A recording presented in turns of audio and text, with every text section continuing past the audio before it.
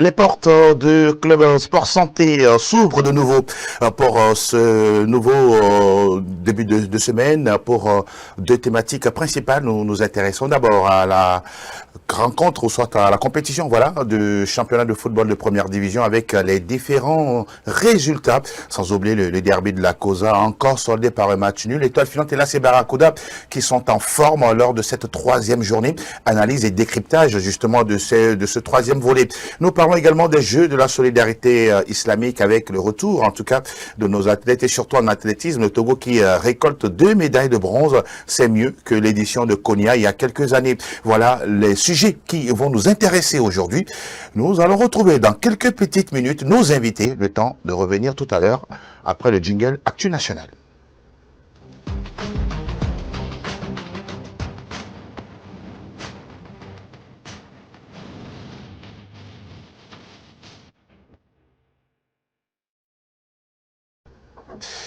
La première fenêtre qui va s'ouvrir, mais bien avant, on prend le temps, bien sûr, de saluer avec joie et enthousiasme nos invités en plateau. Aziz Agoro, il est bien présent.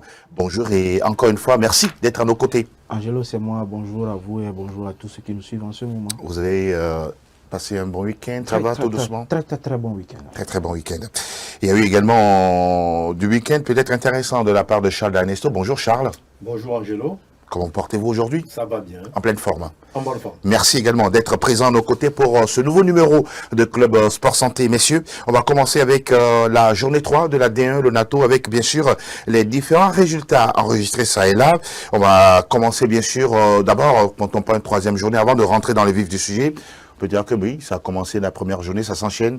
On peut dire qu'il y a une certaine régularité, c'est bon. Petit à petit, l'oiseau est en train de faire son nid au niveau de ce championnat national de football de première division, la D1 Lonato. Juste que le constat il est médiocre au niveau de la production du jeu, au niveau de l'intensité, au niveau du nombre de buts marqués, puisque c'est à cause des buts que nous allons au stade, c'est à cause des buts que nous sommes sous nos écrans de télévision. Pour cette troisième journée, je crois qu'il y a eu 11 buts. Moins que la première et la deuxième journée. Bon, je crois que là, la maladie, elle est toujours là au niveau de l'offensive de toutes les équipes.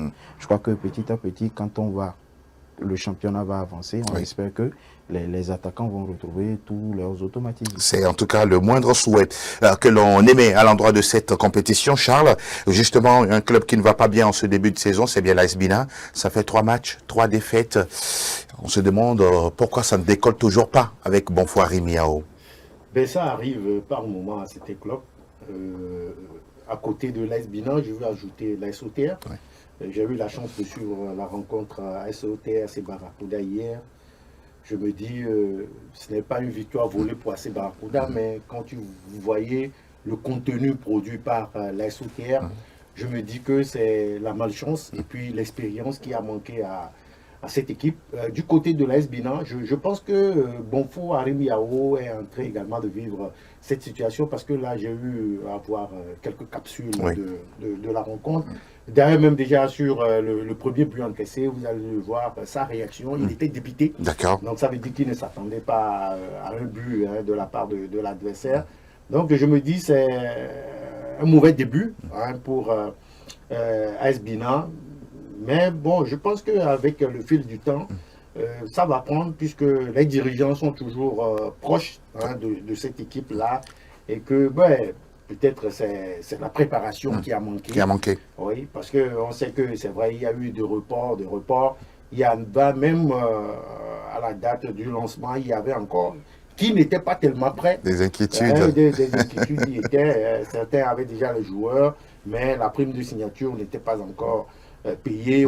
Donc, je pense qu'avec AS Bina, il y a la peur, il y a l'inquiétude, certes, mais je sais que cette équipe-là va rebondir au fil des jours. Dans votre analyse, on sent en tout cas de l'optimisme et également, il est optimiste, Bonfoy Arimiao, qui dit qu'à un moment donné, ça finira par prendre et qu'il n'est pas aussi très inquiet par rapport aux 3 premières journées.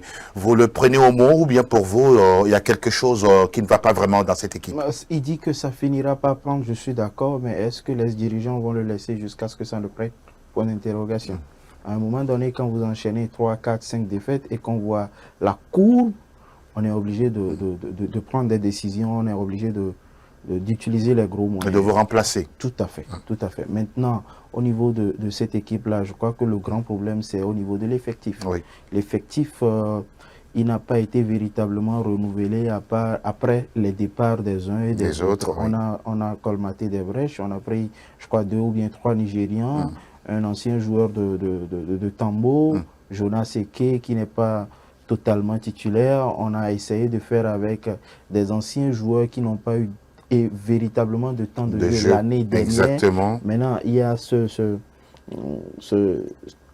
manque d'expérience à leur niveau, ce qui fait que pour le moment, ça traîne. Ça traîne. On espère qu'il faut que rapidement on commence par avoir les premiers points, Oui, commencer très par important. un match nul, peut-être après une victoire. Mais la chronologie des matchs ne va pas en faveur de cette équipe de l'AS Binan. Parce que quand on revoit un peu le programme, lors de la 4e journée, je crois qu'ils vont affronter l'AC Barracuda ou quelque chose comme ça. Donc, ça serait un peu difficile. Un peu difficile. On rappelle que l'AS Binan a courbé les chines, un but contre 2 devant Semassi de Sokoli, qui retrouve, on peut dire, tout aussi également de la bonne carburation. L'autre match qui nous intéresse, en tout cas dans nos analyses et décryptages, c'est le derby de la Cosa, avec encore un énième match nul. Justement, sur ce match-là, pour vous, vous attendiez un tel résultat ou bien, voilà, votre analyse justement sur ce derby ASCO-ASK. C'était prévisible. Ça fait 5 matchs nuls en 2 ans. Oui, justement, c'est quand même, c'est pas trop là. C'est trop, c'est trop. 5 matchs nuls en 2 ans. On a l'impression que des fois c'est arrangé entre les deux équipes, même si on n'a pas de preuves. Maintenant, par rapport au match lui-même, chaque équipe a eu sa mi-temps. Exactement. Sauf qu'ils n'ont pas su profiter des temps forts les uns des autres. Et ce qui fait plus mal, c'est au niveau de l'ASK. Oui. On a une équipe très jeune, une équipe avec beaucoup d'homogénéité, une équipe avec beaucoup d'automatisme, mais ça n'a pas pris, malgré qu'on ait récupéré entre-temps leur attaquant vedette Koulibaly Abdul Razak. Il est de retour à la maison. Même s'il n'a pas fait les 90 minutes et que l'ASK n'a pas pu marquer, c'est un peu difficile. En face, il y avait une équipe de l'ASCO de Kara avec également beaucoup de jeunes. Mais là, à ce niveau, comme nous sommes dans une reconstruction, il n'y a pas encore cet automatisme. On sent qu'individuellement, il y a de la qualité. Mais le collectif n'est pas encore c'est pas bien huilé. D'accord. Avec le temps, je crois que ça va venir. Mais sur l'ensemble du match, il faut dire que l'ASK avait un petit avantage au niveau de la domination, mais sauf qu'ils n'ont pas pu profiter des temps forts, du coup, ils n'ont pas été efficaces devant les buts. Charles, la bonne nouvelle dans ce derby, c'est qu'on a des buts ou bien, pour vous, il y a des choses encore qui ne sont pas au rendez-vous comme vous l'aurez souhaité? Non, mais je pense que quand on parle de derby, on parle plus de suspense. Oui. Mais du côté de la Cara, je pense qu'il y a l'enjeu qui prend le pas sur le jeu. C'est bien vrai que à chacune de ces rencontres, il y a de la bousculade au niveau du public, il y a des chantages qui se font par-ci par-là, et puis sur le terrain, vous sentez également qu'il y a de la pression. Mais seulement derrière, celui qui va prendre l'avantage, on ne voit jamais cette équipe-là venir. 5 matchs de suite avec que des nuls, hein. Oui, c'est assez curieux. Non, mais ce qui fait qu'à un moment donné, lorsqu'on annonce les derbies, les gens ne sont plus si chauds. Oui. Les gens même devinent d'avance le résultat. Et tout comme hier, bon, le public n'était pas surpris par ce match nul. Mais ce qui est intéressant, c'est qu'au moins au niveau des recettes, ça fait... On fait la recette, n'est-ce pas? C'est l'un des aspects positifs de ce derby. On rappelle que dans ce match-là, Souleymane Koulibaly, en tout cas l'attaquant malien nouvellement recruté par l'ASCO, a marqué sur pénalty. Puis derrière, c'est Jules Aziamali qui égalise pour l'ASCK dans ce derby de la Cosa. Bien sûr, la poire divisée en deux. On continue nos décryptages pour s'intéresser au match de l'Unisport qui, à la maison, a pris en tout cas le dessus sur l'équipe du Dynamique togolais. C'est la première victoire, Charles, à la maison, en tout cas, pour dire de la saison, voilà, de l'Unisport, et malheureusement, c'est une défaite pour Dito. Oui, une première victoire, quand on sait que la journée précédente, Unisport a créé le buzz avec cette affaire de bus, De bus. qui a fait que les joueurs n'ont pas pu faire le déplacement de la Cara. D'accord. Et derrière, on apprend que l'entraîneur gagnait aussi à Oui, mais justement, est-ce que sur cet acte, bon, je vais retrouver tout à l'heure Aziz, mais est-ce qu'il y a une note officielle qui a été sortie? Non, il n'y a pas eu une note officielle, mais bon, Il n'y a pas de fumée sans feu. Il n'y a pas de fumée. Puisque c'est l'adjoint qui a fait oui, les interviews. Peut-être que l'entraîneur y voyait de loin le danger. Et Oh là là. Il a préféré prendre la poudre d'escapette. Bon, on espère que ce n'est pas une victoire trompe-œil. Exact. Puisqu'on sait également que Dito, bon, c'est une équipe qui est arrivée en première division cette année, qui pour l'instant, ses résultats sont en dents de scie. Et ben, il fallait cette victoire-là au niveau du Unisport pour remobiliser la troupe après ce qui s'est passé là. Et puis bon, pour Dito, je pense qu'on va dire que l'apprentissage continue. Puisque quand vous voyez l'effectif de Dito, quoi qu'on dise, ce sont des joueurs, comme Aziz l'a dit tout à l'heure au niveau de l'AS Bina, ce sont des joueurs qui ont plus ciré le banc. La saison dernière, au niveau de beaucoup de clubs qui l'ont récupéré, Nan Richard qui était revenu à l'ASK mais qui n'était pas titulaire. Oui, il y a Sadat Mohamed libéré par Asco de Cara. Il y a Eric Fagla qui a quitté l'ASOTR. Oui. Donc je pense que petit à petit aussi, cette équipe-là va revenir. Ben, les résultats, ça va venir comme cela, petit à petit. Ben, Unisport, il est en train juste de sauver sa face pour l'instant. On espère voir la suite. On n'est qu'à la 3e journée. Voilà un entraîneur déjà qui jette l'éponge. Vous avez des nouvelles du côté d'Unisport, ce qui s'est réellement passé? Pas de nouvelles officielles, mais je crois que par rapport au fait que l'entraîneur soit déjà amené à jeter l'éponge dès la 3e journée, ça doit être par rapport à des soucis de préparation. Déjà, Unisport fait partie de ces clubs-là qui n'a véritablement pas eu de préparation lors de la trêve. Oui. Déjà, quand vous voyez une équipe d'Unisport qui s'entraîne sans équipement, les joueurs s'entraînent avec leurs propres équipements, c'est pas du tout normal pour un club de cette envergure. Et pourtant, on annonce souvent qu'il y a un grand homme derrière cette équipe d'Unisport, un richissime homme du pays. Bon, vous savez, Vous vous rappelez qu'il y avait même voilà, une interview où un supporter disait que nous comptons surtout sur justement cet homme-là pour apporter beaucoup de moyens à l'équipe. Tout à fait, c'est relatif. Maintenant, le président, il ne reste que le président. Oui. Quels sont ceux qu'il a autour de lui par rapport à ça? Quel planning est fait pour l'équipe? Mais ce qui me réjouit, en fait, quand je vois les 2 buts de Unisport sur ce match-là, ce sont des actions rondement menées. Des actions, des buts vraiment préparés. Oui. Du tiki-taka, de la défense jusqu'en attaque sur un centre pour marquer un but, c'est déjà bon.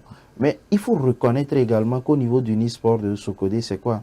C'est toujours ce sursaut d'orgueil-là, de vouloir faire mieux, de ne pas être à la traîne, qui motive les joueurs à aller chercher toujours des résultats. Parce qu'ils se disent que non, nous sommes dans une région où il y a une rivalité. Il y a déjà 2 clubs dans la même région. Exact. Il y a une rivalité entre Semassi et Unisport. Donc eux aussi, les joueurs ont ce sursaut d'orgueil là dans la tête où à un moment donné, on ne regarde pas les conditions dans lesquelles on joue. On se donne à fond pour pouvoir aller chercher un résultat. En face maintenant, cette équipe de Dito, c'est vrai, l'apprentissage continue. J'avais parlé la dernière fois de l'aspect technique au niveau de cette équipe. Oui. Maintenant, ce qui est bien, c'est qu'on arrive à marquer un but. On est mené à 2-0, mais on arrive à réduire le score. Ce qui veut dire que quelque part, il y a un petit avancement sur l'offensive de cette équipe du Dynamique togolais. Maintenant, je vais continuer par le dire parce qu'il va falloir épauler Kwatumbi Liabé avec un vrai technicien à ses côtés. Un vrai technicien pour pouvoir peaufiner certaines faire la lecture de jeu, le choix, le profil des joueurs. Tout à fait, surtout au niveau des changements. Parce que au niveau de l'intensité, au niveau de l'impact, quand vous jouez avec le Dynamique togolais, vous sentez que vous jouez avec des hommes. Et les joueurs, bien sûr, qui sortent du banc, doivent apporter de l'impact, bien sûr, lorsqu'ils sont sur la pelouse. Autre première, c'est en tout cas le premier succès de cette saison également pour l'AS Tambo. Cette équipe, vous la voyez exister, on a l'impression qu'elle est juste parmi les autres. On ne sent pas encore cette équipe de Tambo.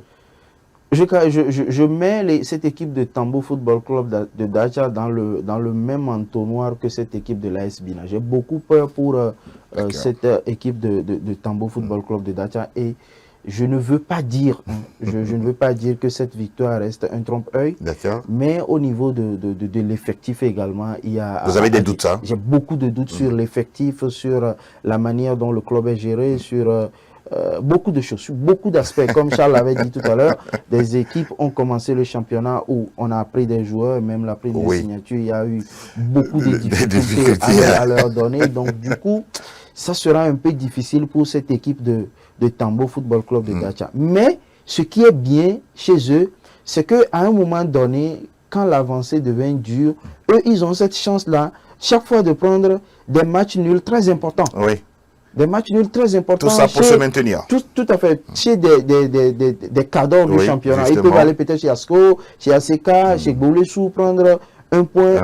Et ces points-là deviennent tellement importants parce que, si vous vous rappelez, la saison dernière ou bien la saison avant celle de la saison dernière, Tambo Football Club a aligné 12 matchs nuls dans le championnat. C'était un record. C'était un record. Ça fait 12 points. Et là, 12 points ajoutés à ce que le peu que vous aviez pris au niveau des victoires, ça vous sort totalement de la zone de l'élevation et vous vous maintenez. Mais sauf que cette année, ça sera très difficile pour cette équipe. Donc, je crois qu'il va falloir resserrer très fort les ceintures. On attend de voir. En tout cas, ça reste toujours un secret de polichinelle dans cette compétition qu'est la D1 Lonato. Et parlons également de cette première parce que c'était attendu du côté de Gomido. Ils étaient obligés de faire le déplacement de Tchévier, là où c'est difficile d'aller gagner. Charles, les Showboys, en tout cas, qui sont allés gagner 1-0, ça suffit. Et Jean-Paul de Sabalo qui dit que c'est une victoire qui les libère. Oui, c'est une victoire parce que quand vous voyez un peu comment les Showboys ont commencé le championnat, une défaite, un but à la deuxième minute, à la première journée, un match nul dans le derby des plateaux face à l'Est Tambo, forcément, il a dit après le match de la deuxième journée que non, que l'équipe, la mayonnaise est en train de prendre et que c'est vrai que pour le public, il n'y a pas de la patience, mais qu'il promet que face à Espoir, qu'il y aura une victoire. Et je pense que cette victoire-là est arrivée, surtout que lui-même, il est rentré un peu dans les stats en disant que déjà la saison dernière, en déplacement, que Gomido est allé battre l'équipe d'Espoir à domicile. Donc, je pense qu'ils ont le secret, pour aller battre Espoir. Et c'est ce qui s'est passé hier. Un but qui est arrivé tranquillement et puis après, on a su gérer. La défense qui avait quelques failles hier était bien serrée. Et puis bon, on est revenu avec les 3 points, ce qui fait du bien. Ça permet à Gomido de respirer un peu, puisque là, ça fait 4 points. Si vous ne glanez pas les petits points là, vous risquez de rester à la traîne et puis de voir les cadors prendre le devant. Surtout qu'au niveau des dirigeants de Gomido, on se dit que cette année, on veut jouer le titre. Donc, c'est vrai, on a accusé un petit retard à la première journée, mais quand même, au fil des journées, il faut s'attendre à avoir de belles choses de la part de cette équipe de Gomido, où l'entraîneur même a eu à dire que ils ont beaucoup travaillé et que le fruit va porter très bientôt. En attendant, bien sûr, c'est une question de patience. Vous voulez placer un mot justement sur ce match Espoir FC Gomido de Palimé? Absolument, Angelo. Espoir, Gomido de Palimé, ces deux équipes-là ont une histoire. On se rappelle de la saison dernière où il y a eu ce problème à Tchévier. et maintenant, ce qui est marrant, c'est l'auteur du but, Ametopé Kodjo. Ametopé Dodo. Voilà, Dodo Ametopé. Vous voyez, donc c'est un peu marrant. Mais Gomido, en déplacement, aller chercher ces 3 points-là, c'était très précieux. Parce que lors de la 4e journée, on va recevoir à domicile et dans l'entre de Gomido, c'est un peu difficile. L'impression qui se dégage, c'est qu'ils sont, on a l'impression qu'ils sont sous pression à la maison, mais libérés à l'extérieur. Tout à fait. C'est assez curieux. C'est vraiment assez curieux. Maintenant, Espoir FC de Zio, j'ai un peu peur pour l'entraîneur Ben Tété à Djakpa, parce que les dirigeants, les supporters de Espoir du Zio sont très exigeants. Vous les connaissez en tout cas. C'est un public que j'adore particulièrement parce que ça donne une certaine notoriété à notre football. Mais c'est pas bien pour l'espoir du N'est-ce pas? C'est pas bien. Vous voulez réagir entre-temps pour qu'on file d'idées? Oui. Oui, j'avais voulu parler de la bonne prestation de Gomido, Gomido lors de la première journée. D'accord. Malgré que l'équipe a encaissé à la deuxième minute, Oui. je pense que Asco a subi le reste du match. Mais bon, c'est l'aspect offensif qui a manqué. Maintenant, du côté d'espoir de Gion, je pense qu'avec Ben Tété Adjakpa, il faut aussi un peu de la patience. N'est-ce pas? Vous savez, très important. Moi, je le prends plus comme un indicateur. Oui. C'est un entraîneur qui aime étudier minutieusement chaque joueur. D'accord. Et je pense que le temps qu'il est venu prendre l'équipe avant le démarrage de la saison, il n'a pas eu le temps de connaître assez les joueurs. Oui. Et c'est au fil du temps. Ben, peut-être pour l'instant, je pense que il faut parler du maintien pour espoir parce que ce sera un peu difficile et compliqué s'il faut faire avec Ben Tété Adjakpa. En tout cas, c'est tout ce qu'on demande à nos supporters, d'être très très patients parce qu'après tout, récolter des résultats, ça demande du temps et du travail. Et oui, du temps et du travail, on pourra dire que pour l'Étoile Filante, tout va bien parce que là, ça fait quoi? 3 matchs, 3 victoires pour Joly Agbissi. Mine de rien, comme il a dit, ils ont travaillé en amont en étant dans la discrétion. Aujourd'hui, comment vous analysez justement ces 3 victoires, surtout ce 3e succès face à l'équipe de l'Entente dans le derby de la capitale? Oui, je pense que l'Étoile Filante, en réalité, est en train de montrer son ambition pour cette saison. Ambition mesurée? Non, mais même si rien ne se dit comme quoi qu'on veut jouer le titre, je pense que l'Étoile Filante est dans cette posture-là de jouer le titre. Parce que là, quand vous voyez les adversaires en face, c'est-à-dire qu'ils mettent la pression jusqu'au bout. Hier, sur le match, le but a été contesté. On a discuté pendant pratiquement une dizaine de minutes avant la validation finale. Finalement, il y aura une réserve, non? Technique qui serait posée. Non, je pense qu'on n'a pas la VAR pour oui, parce que c'est aussi ça. Il semble que le ballon a transpercé les filets. Voilà, beaucoup de discussions de gauche à droite. Le plus important, il y a l'arbitre assistant. Le commissaire de match également qui est sur le match. Surtout l'arbitre assistant est là pour voir les lignes de but. Exactement. Donc, si le ballon rentre et que le filet, entre-temps, a été abîmé sans qu'on le sache, bon, je pense que ça aussi, c'est un autre problème. Mais quand même, c'est une... L'Étoile Filante est sur une très bonne série. D'accord. C'est à apprécier. Oui. Maintenant, la belle réaction, ce sera face au Cador, à l'instar de Asco de Cara, ASK, Gomido et tous les autres. C'est-à-dire que lorsque... C'est là l'Étoile est attendue. Voilà. Si l'Étoile arrive à franchir ce cap-là, on va dire que l'Étoile est en bonne voie pour devenir champion. Votre avis, justement, sur ces 3 premières victoires de l'Étoile Filante de Lomé?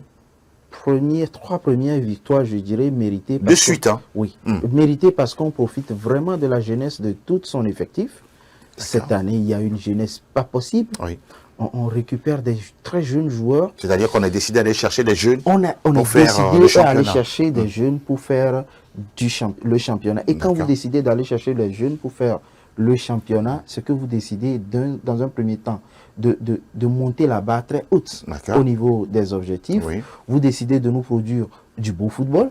Et ensuite... de mettre en vitrine également des joueurs. Tout à fait. Mine de rien. Vous mettez à la tête de cette équipe de l'Étoile Filante un certain Tony Agbissi. Tony Agbissi, Ben Tété Adjakpa. Ce sont des gens qui sont frileux pour le football des jeunes, le football chatoyant où il faut poser le ballon, il faut circuler, il faut faire courir l'adversaire, il faut aller marquer de vrais buts. Donc, je crois que l'Étoile Filante reste sur une très bonne dynamique. Maintenant, comme l'a dit Charles, il va falloir aller chercher les cadors de ce championnat. Il va falloir faire des résultats en face de ces cadors. Et ce qui est bien, c'est que tous les cadors de ce championnat de football de première division de cette année, je vais bien parler de l'ASCO, l'ASK, Bolesou et Gomido, ont toutes des effectifs de jeunes joueurs. D'accord. Je crois qu'on aura à assister à de très bons matchs. Mais il faut que dans ces matchs-là, on puisse voir cette équipe de l'Étoile Filante qui, à mon sens, est en train d'aller vers ce titre. Ce qui est également intéressant, quand vous avez sorti tout à l'heure l'aspect des jeunes, c'est que le sélectionneur Nibomé Dar est pratiquement sur tous les terrains hein, pour voir exactement ce qui est produit par ces joueurs-là. Et ça aussi, c'est quelque chose de positif à retenir. C'est très positif, Angelo. Moi, j'étais à Kota le week-end surpassé entre Asco et Gboulessou. Nibomé Daré y était. Vous me parlez d'Anero. Tout à fait. De Kota, hier, à Kara, il y était également. Le match avancé. Oui, AS Bina Semassi et hier Asco ASK. Oui. Maintenant, derrière, on espère.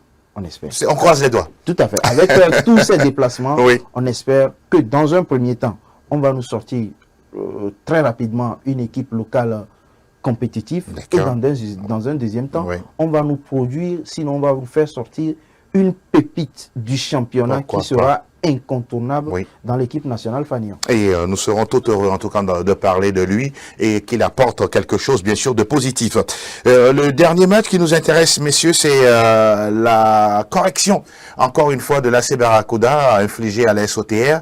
La dernière fois on en parlait ici, la SOTR qui fait pratiquement la même chose que la saison dernière. 3 matchs, 3 défaites. Bon, on va d'abord parler de Barracuda également, qui mine de rien, est présent, oui, en ce début de saison, Charles. Oui, je pense que Kwasi Adéon, l'entraîneur de AC Barracuda aussi, l'a clairement dit, que AC Barracuda vise le titre de champion. Ah, là c'est... Oui, donc, vous appréciez quand quelqu'un dévoile ses ambitions? Oui, vous savez, je ne coupe pas la parole à Charles, mais Kwasi Adéon, c'est un entraîneur atypique. Je vous dis une petite anecdote. Chaque fois que l'AC Barracuda, dans le temps, AS Togoport, a mis Kwasi Adéon en tant qu'entraîneur principal, on a toujours eu des résultats. Mais je ne sais pas pourquoi est-ce que à un moment donné, on est obligé de l'enlever pour amener quelqu'un d'autre. Ça, vous ne comprenez pas. Je ne comprends pas. Et même sur ce championnat, au début, on a vu le qui a signé un contrat de 24 heures.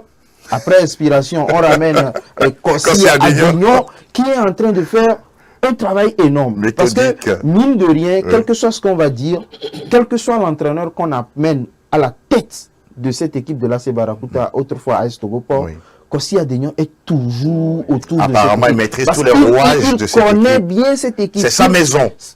C'est plus que sa maison. C'est plus que sa maison. Mais là, maintenant, cette équipe de l'ASOTR... On va en revenir. Le temps de retrouver Charles pour ne pas perdre le fil de son idée et de son analyse.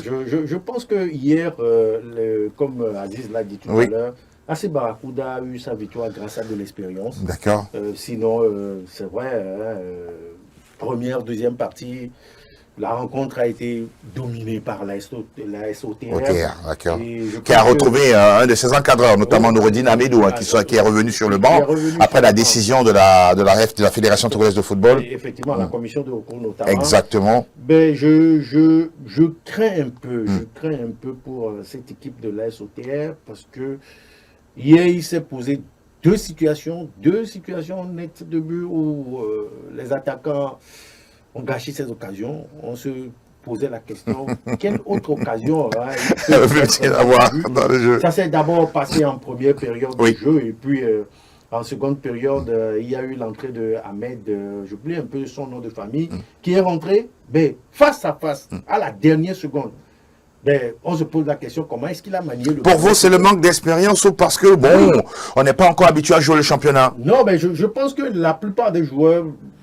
Ils sont jeunes et ils ne sont pas encore habitués au championnat. Même le penalty qui a occasionné le but, je pense que c'est de l'inexpérience. Parce que là, ils étaient deux face à Quadio. Oui, c'est Onu. Exact. Ils étaient deux, mais il avait le ballon. Il a su juste manier pour qu'on le bouscule dans la surface de réparation. C'est ce qui a été fait. Et il y a eu le penalty. Et Akaba Emmanuel, il a marqué. Sinon, je pense que la SOTR doit avoir du remords par rapport à cette résultat hier. L'équipe a bien joué, mais malheureusement, au niveau des aspects offensifs, il y a beaucoup à faire. Malheureusement, on rappelle que c'est Onu Quadio les jouait contre, bien sûr, son ancien club. Et vous êtes inquiet, je ne sais pas si c'est à court ou à long terme, pour cette équipe de la SOTR. J'espère qu'ils ne vont pas se dire qu'on a commencé comme ça l'année dernière. On commence comme ça cette Pour année. preuve, la déclaration de l'entraîneur à c'est ça. Il n'est pas inquiet. N'est-ce pas? Il n'est pas inquiet. Je suis vraiment désolé pour lui. Parce que cette fois-ci, il faut reconnaître que la saison dernière, cette équipe de la SOTR a surpris beaucoup de personnes. Oui, ça c'est vrai. Ils nous ont vraiment surpris parce que après 4 journées sans victoire, on fait venir qui part et on fait venir Oclo Dixon qui aligne des victoires. Et maintenant, Oclo Dixon sanctionné mais toujours à la tête de cette équipe. Peut-être on se dit que le message qu'il transmet depuis les tribunes ne passe pas. Mais j'ai l'impression également que ces jeunes joueurs, tous ces jeunes joueurs-là ont fait la saison dernière. Oui, presque. 80% ont fait la saison dernière. Exact. Il ne faut pas se dire que on a fait la saison dernière, on a été bien et tout, ça va venir. Non, il faut prendre les taureaux par les cornes dès le début. C'est ce qu'ils ne font pas pour l'instant. C'est ce qu'ils ne font pas pour l'instant. Et ils seront peut-être surpris à un moment donné de courir derrière des victoires très précieuses. Mais quand vous n'arrivez pas dès l'entame du jeu à articuler, ce n'est pas bien. Parce que cette équipe de la SOTR va jouer Gomido, ils vont jouer Boulessou, ils vont jouer la SCK, ASCO. Les 4 équipes-là, il me sera très difficile pour cette équipe de la SOTR d'aller chercher une victoire. Mais Aziz, c'est un championnat. C'est un championnat. Tout est possible. Tout est possible. En plus, c'est le sport, c'est le football. C'est le football, voilà. Donc, on attend de voir, on espère qu'au cours de la 4e journée, ce qui sera très difficile parce qu'ils vont se déplacer à Gomido chez les Showboys. Ce sera très difficile pour cette équipe de la SOTR, mais pas impossible. Peut-être qu'ils aiment les défis, peut-être les gros matchs, qui sait. Mais si on va regarder ensemble le graphique qui résume en tout cas les résultats de la 3e journée de la D1 Lonato avec cette défaite de l'AS Binan à la maison devant Semassi, le nul entre Asco et l'SCK dans le derby de la Cosa, la victoire à domicile de l'Unisport, de Tambo, de l'Étoile Filante et les victoires également à l'extérieur de l'AC Barracuda de Gomido également, sans oublier bien sûr la défaite du Dynamique Togolais chez Unisport. Voilà ce qu'on retient en tout cas de cette 3e journée. On sera là samedi pour parler de la 4e avec les empoignades enregistrées à venir ici et là. On retrouve la régie, le temps de retrouver encore une fois les jingles et on parle des Jeux de la solidarité islamique. Pardon.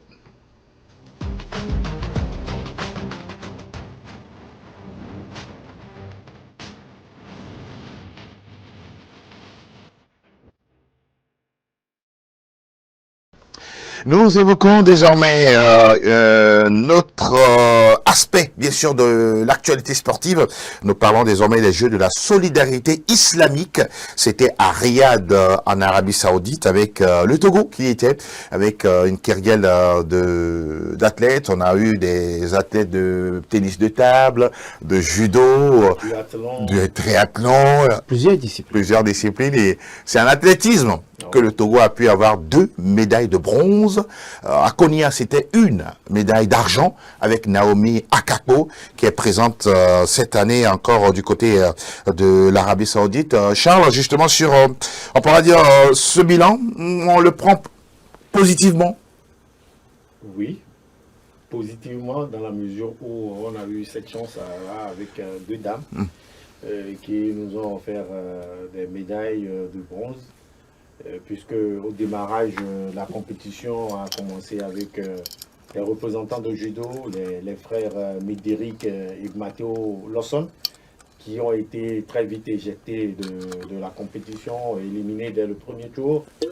Par après, il y a eu l'entrée en lice de Fanny Dama en tennis de table et de Elias Aboudjan, qui également ont été sortis, parce qu'on sait que au tennis de table, le Togo est plus reconnu pour ses meilleures performances en match par équipe. En individuel, je pense qu'on a encore du pain sur la planche à ce niveau. Donc ça se fait également ressentir dans cette compétition. Le duathlon avec Eloi Djavon, on n'en a même pas entendu parler. Ça s'est allé vite. Et bon, je pense que la lumière est venue plus des dames, de l'athlétisme. Il y en a eu aussi qui était en finale. Oui, en athlétisme. Mais malheureusement, il n'a pas pu accéder au podium. Donc, je pense que dans l'ensemble, il faut féliciter les dames, encourager notamment la pratique de cette discipline. Oui. Et au même moment aussi inviter le Comité national olympique du Togo à œuvrer pour qu'il y ait vraiment les vrais athlètes à ces compétitions. Parce que là, il y a d'autres fédérations qui sont là, qui n'ont pas été invitées. Et pourtant, il y avait des chances. Il y avait des chances de médailles de ce côté. Ben, je pense également que pour les prochaines fois, il faut plus penser aux chances de médailles des athlètes que, bon, de choisir pêle-mêle ceux qu'on a sous la main. Pour l'instant, quand on considère cette compétition-là, mine de rien, c'était quand même bien de voir nos représentants à ce rendez-vous sportif. Non seulement c'était bien, mais on note une amélioration. Parce que au cours de cette même compétition, il y a quelques années, on est revenu avec, je crois, une seule médaille. Oui. Cette fois-ci, on revient avec 2 médailles. Je crois que c'est une avancée, mais on pourra faire mieux, comme Charles l'a dit. Il va falloir vraiment sélectionner, faire une sélection rigoureuse des disciplines. Et méritée. Tout à fait. Des disciplines qui doivent représenter notre cher pays, le Togo. Sinon, de façon générale, il faut noter une positivité. Alors, on reste toujours dans ce giron-là. Vous avez parlé tout à l'heure de différentes disciplines, mais on a l'impression que l'athlétisme, mine de rien, il y a quand même, entre guillemets, des athlètes d'espoir dans cette discipline. Non, mais je pense que même pour le Togo, depuis pratiquement sous le général Nabédé, en passant par le professeur Pacha Assima, oui. Et puis avec Madame Dongo Falilatou. Je pense que le Togo a toujours eu de bons athlètes. D'accord. Je me rappelle même des 10 000 mètres avec un certain Larré, Moïpa, voilà, qui a fait le beau temps. Oui. Il y a Nana Blakimé. Qu'on ne présente plus. Je pense qu'au niveau de l'athlétisme, on a toujours eu de très bons athlètes. Maintenant, le plus important, c'est de les pousser à la performance. Je salue notamment cette action-là en faveur des Nayo, de Falilatou, Abdel Karim, qui ont intégré le centre de développement de Dakar, qui les ont permis... Un centre d'excellence. Un centre d'excellence qui les ont permis que durant ces dernières années, qu'ils brillent encore plus sous la couleur du Togo. Je pense qu'il faut déjà penser à la relève, parce que quand vous voyez très important. Nayo, quand vous voyez Falilatou, il y a l'âge aussi qui avance déjà. Il faut penser à la relève. Et vous savez, l'athlétisme, c'est dès le bas âge. C'est vrai qu'au Togo, on y pense à travers les compétitions nationales, au niveau des ligues, au niveau du championnat national. Mais comment porter ces jeunes-là vers le continent, c'est ça qui est le réel problème. On voit des jeunes qui sont très bons à Lomé, qu'on sélectionne au niveau des cadets ou des juniors, qui vont faire des compétitions au niveau de la région, la sous-région, qui sont meilleures. Et puis après, il n'y a pas de suivi pour qu'elles puissent, ou bien pour qu'ils puissent devenir de meilleurs athlètes. Exactement. Donc c'est le sauve qui peut pour certains. Ceux qui sont téméraires, c'est eux qui arrivent à un certain niveau. Donc je pense qu'il faudrait un suivi à ce niveau. Quand vous parlez de suivi, on va vous parler forcément de moyens financiers. Et je pense que c'est le plus gros problème du sport togolais. Et il y a également ce problème de planification, et en même temps, un athlète doit pouvoir être nourri de son art. Tout à fait. Vous savez, il y a toujours eu de la satisfaction au niveau de l'athlétisme togolais. Maintenant, quand vous voyez ceux qui nous rapportent des médailles, à 80%, ce sont des gens qui se préparent à l'extérieur. Ce ne sont pas des gens qui se sont préparés sur le plan national. Oui, c'est là où le bas blesse. Justement, maintenant, mais alors que sur le plan national, il y a de la qualité, il y a de la volonté. Sauf qu'on n'a pas les infrastructures pour... On n'a pas les infrastructures, on ne cherche pas des créneaux pour placer nos différents athlètes dans des meilleures conditions, dans les meilleurs centres. Donc, je crois que l'appel est lancé au comité national olympique togolais. Il va falloir y réfléchir. Il va falloir revoir notre organisation quand on veut participer à des compétitions d'envergure internationale. Très important. En tout cas, le message, sûrement bien perçu par Delade Makpaki, c'est le patron du CNO Togo, lui également, qui fait beaucoup d'efforts pour que notre pays soit représenté dans les grandes compétitions internationales. On parlait tout à l'heure de Faiza Isaka. N'oublions pas également Yoak Bati Makman, qui est un demi-fondeur de très très bonne qualité, sans oublier également d'autres qui font bien sûr la pluie et le beau temps, certes sur le plan national, mais ils sont moins présents sur le plan international. Tout doucement, messieurs, on est arrivé à la fin de ce nouveau numéro de Club Sport Santé. Vous voulez saluer quelques personnes chères à vous avant de boucler la boucle? Je vais saluer tous ceux qui ont l'habitude de prendre leur temps de nous suivre, et tous ceux qui, dans les rues, nous voient, nous félicitent pour tout ce que nous faisons. Nous les saluons énormément et nous sommes toujours dévoués à donner le meilleur de nous-mêmes pour l'avancée du sport national. Ça fait chaud au cœur. En tout cas, on dit souvent le vrai mérite son salaire, mon cher Charles. Voilà. Oui, vos salutations à qui de droit? À tous les acteurs sportifs, à tous ceux qui œuvrent pour le développement du sport togolais. Oui. Vivement des moyens pour que nos athlètes puissent vraiment hisser très haut le drapeau togolais. C'est tout ce que nous souhaitons et surtout nous, en tout cas hommes de médias, avoir la joie et l'enthousiasme de parler de nos compatriotes qui sont en train de faire de très très bonnes performances sportives. Merci beaucoup Aziz Agoro d'être passé nous voir. Angelo, c'est moi. Également mille gratitudes à vous Charles Ernesto. Merci beaucoup pour l'invitation. On passe de merci également à toute l'équipe technique qui a travaillé derrière la réalisation de ce nouveau numéro. On se donne rendez-vous très très vite pour parler en tout cas d'autres actus au plan national, international. Quand il s'agit de sport, c'est bien sûr dans CSS sur SOS Docteur TV. Allez, à très très bientôt et restons en bonne santé. Bye bye.